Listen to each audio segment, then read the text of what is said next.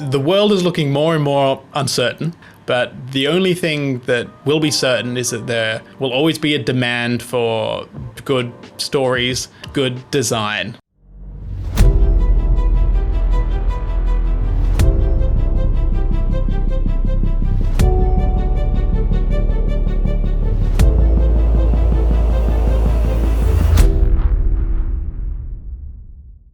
Hey everybody, Mark Arinsberg here with The Purenow Show. This is episode number 24. My guest today is Ben Marriot. Ben Marriot is a motion designer living in the Greater Sydney area of Australia. After years of working in the corporate world, he is now 100% freelance as a motion designer, has his own YouTube channel, and is offering animation courses to young up-and-coming animators. Here we go. Hey, Ben. Hello, Mark. How are you? Excellent, thanks. How you doing, man? I'm doing great. Thanks so much for coming on the Purenow Show. Really appreciate having you on. It's great to be here. You're in Sydney? Yes, I'm in Sydney, Australia. That's right. You are a well-known motion designer, animator. Actually, we're big fans of your work here at Balance, and that's why you're on the show. We love what you do. We feel a kinship towards you, and also are thrilled for you to be able to talk about teaching and instructing people on how to become animators, better animators. You review their work, you give good critiques, and help people ensure a good future in the business. Oh, thank you very much. Thank you for the very kind words. Let's start from the beginning. Everybody has a spark or some kind of influential event early on in their lives that kind of puts them on this creative path. What was it for you that was this event or conditions that guided you on your way to want to become a creative professional? My earliest memory is of picking out colored pencils when I was about 2 or so. So like art and creativity has been a part of my life for, literally as long as I can remember. So always drawing when I was a kid. I mean, for many people, for many creatives, that's our, our escape and way to funnel our attention into something constructive. So really, that was a big part of it. The one thing that I do remember, particularly that diverted me into sort of more design and being a, creative professional, was definitely when I was about 16 or so. Are you familiar with the documentary Helvetica? Yes. Yeah, I saw that, and it was the first piece of media that I saw. It was just on TV. It was my last year of high school, and there was just people talking so emphatically about what up until that point I thought was the most minute details that no one else really cared about. And I was like, oh my God, these people are so passionate about this typeface. They're talking about it for an hour, and I don't think anyone I'd ever spoken to in my entire life had paid any more attention to a font than just choosing it in Microsoft Word. And I was like, these are my people. I want to do this. And at that point, I'd been using Photoshop for a while, just making posters and things like that. But I never saw any formal sort of realization of the, this is what professionals do. So that was a big spark that made me think, okay, I want to study design. This is what I want to do with my life. And for young people out there that are considering going down this path, and you have gone off the traditional rails and really taken this on yourself, and this is probably kind of an evolutionary step that the industry is taking, where a lot of people don't want to do the day-to-day feedback, revisions, that kind of really challenging work, and want to just be creative and make their own content and monetize it. What kind of advice do you have for people who are interested in doing this kind of work a little differently? First of all, encourage them as much as possible to see how much,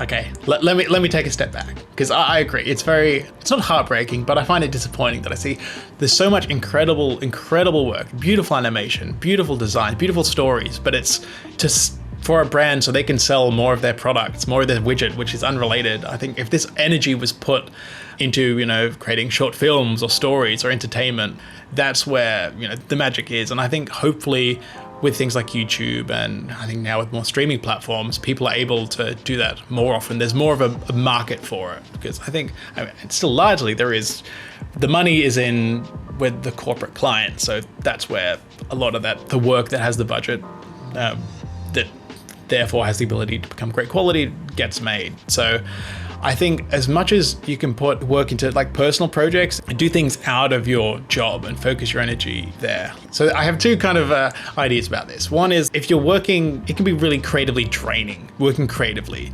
Sometimes people say, oh, you should get a part-time job waiting tables or working at a bar, and then spend your free time putting all your creative energy into, your personal project and your side project. And I think that's a fine opportunity. That's one way to go about it. The way I did it was a lot more hesitant, less confident, less I'm just going to go out and do it on myself. Like I was very cautious, making sure I had backup plans to figure out, if this YouTube doesn't go to plan, I can always go back to freelance. And if the freelance didn't go well, I could always go back to a staff position. And if that didn't go well, I could always go on the dole, go on the Centrelink here. I think I would encourage people to just make the work that you want to make. If you can't do that in your job, do what you can in your personal time. You don't have to spend an extra 40 hours a week on top of your working life creating a masterpiece or an opus. Don't put yourself in an early grave just to create more content or to create work. But I think you should create stuff that makes you fulfilled creatively. If you can't get at that in your job, you're going to have to get it from somewhere. And I think your own personal projects is the way to do it. I still think of my YouTube channel as this is just my latest personal project that happens to have been going for 3 years now. So time in personal projects, I think, are necessary. And that was certainly my path that I took to get here. I know that you're very passionate about workflow and how that happens. Yes. What is your recipe? What seems to work for you? And it's something that everybody has to deal with in the creative field is workflow, regardless of what avenue they're in. What has been a successful recipe for you in dealing with workflow and making sure that you are staying on the course that you want to stay on and you're able to produce as much work as you do? Planning. One of the reasons I love workflow is I think I have found a good mix for animation where I have enough of the creative side that makes me want to just explore and pump out, create ideas and express myself, but a lot of me that just wants to tinker with things and get things to its most efficiency and all things lined up and as smooth as possible in like sort of more of an engineering sense.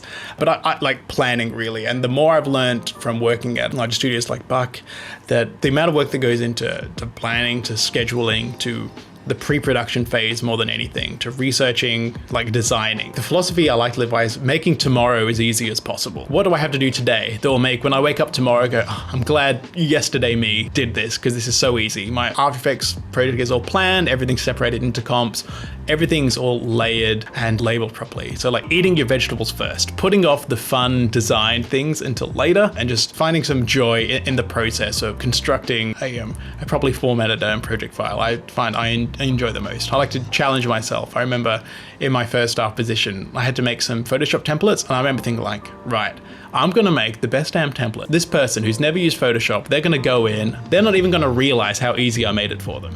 Mainly because when I've received some people's project files and they're a mess, it's a nightmare. It's less work to go and recreate it from scratch yourself. So I put a lot of time into planning and setting things out like that. They say like 1 minute in planning saves you like 1 hour in execution or in construction, something like that.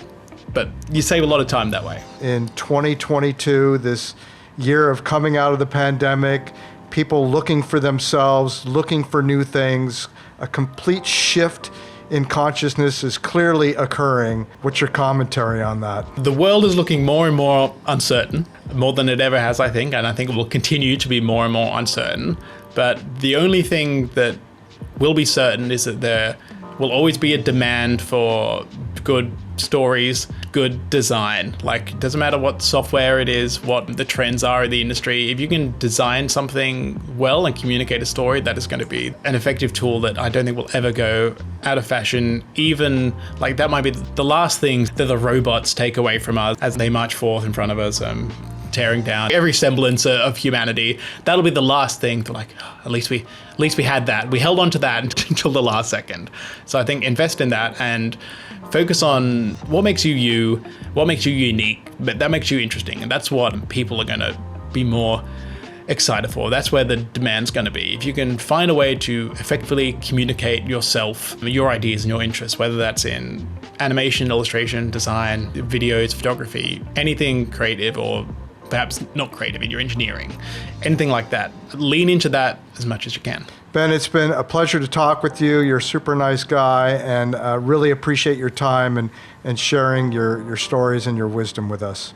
No, you're welcome. Thank you so much for having me, Mark. It's been a My great time. pleasure.